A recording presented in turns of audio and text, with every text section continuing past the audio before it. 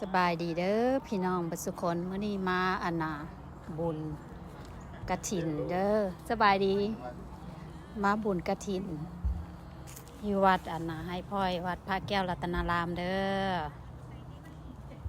เพิ่นกำลังเทศอยู่เดี๋ยวนี้พอดีมาฮอดพาตุนิดมาตักบาตร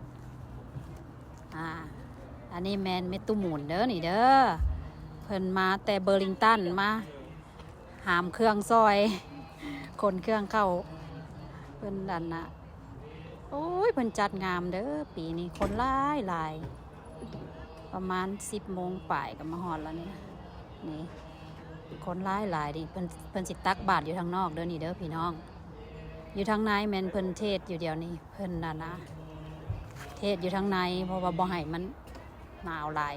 เพิ่นย่านคนหนาวหั่นนะสิพาเข้าไปทางในกำลังเป็นเทศอยู่ทางในเด้อนี่เด้ออย่าล่มเด้อคนหลายเด้อในไหนทางในเด้อกำลังซอกหาตัวนี้ได้บานคนหลายอันนี้มันอยู่ทางนอกเจ้ากับมาแต่โอ้เป็นจัดงามเลยเดี๋ยวนี้อันนี้ไปทางไหนโอ้เป็นเฮ็ดแวนใส่เป็นเฮ็ดแวนป้องกันอะไรเดี๋ยวนี้กาสินอนยังไม่ได้เข็มกัด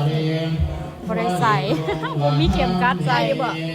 กัดจังบ่กัดน้อยนะสิมากัดแม่นบ่เจอ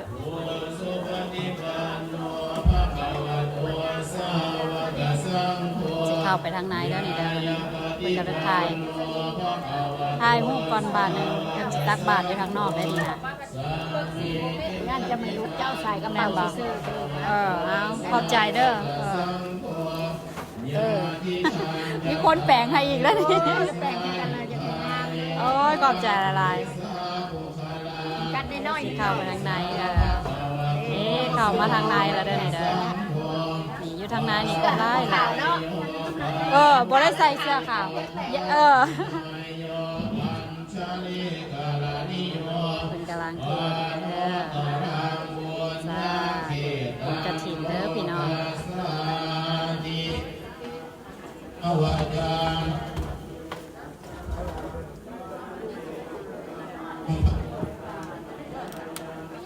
ให้เบิ่งบรรยากาศเด้อพี่น้องบรรยากาศอยู่ในบอนเป็นอาหารหลายเนาะบอนเป็นตักบาตรอาหารหลายมีในครัวสบายดีตัวนี้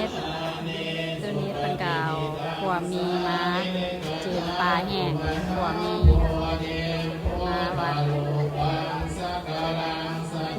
กสิประมาณนี้เด้อพี่น้อง